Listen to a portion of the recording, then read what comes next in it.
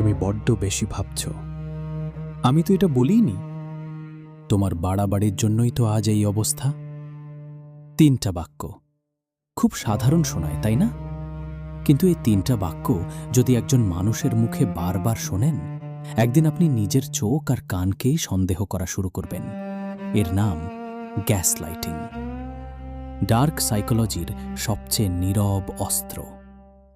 ভুল তাদের, কিন্তু অপরাধবোধ জমা হয় আপনার বুকে ধীরে ধীরে, এতটাই সূক্ষ্মভাবে যে আপনি নিজেও ধরতে পারবেন না কবে থেকে নিজের ওপর বিশ্বাস হারাতে শুরু করলেন।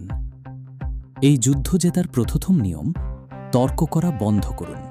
কারণ ম্যানিপুলেটর আপনার যুক্তি শুনতে চায় না, সে চায় আপনার দ্বিধা।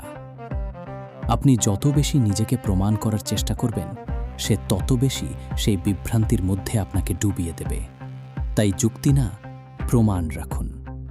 কথোপকথন, তারিখ, ঘটনা নীরবে লিখে রাখুন কোথাও। যেদিন নিজের মগজই আপনাকে বিভ্রান্ত করতে চাইবে, সেই লেখা কাগজটাই হবে আপনার মাটি, আপনার সত্যের প্রমাণ। তারপর আসে সবচেয়ে কঠিন কাজ, অপরাধবোধ ফিরিয়ে দেওয়া। যে বোঝা আপনার না, সেটা বয়ে বেড়ানো বন্ধ করুন। একটা স্পষ্ট সীমানা টানুন, শব্দে না হোক, নিজের আচরণে।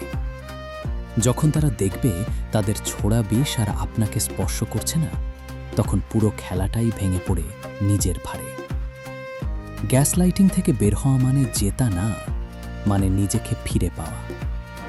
কিন্তু এমন কিছু মানুষও আছে যারা কখনো আপনার ক্ষতি করে না, ঝগড়াও করে না।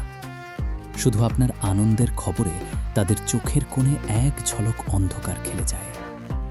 এই নীরব ছদ্মবেশী হিংসা কিভাবে সম্পর্ক ভেতর থেকে খেয়ে ফেলে, সেই গল্প থাকবে পরের পর্বে।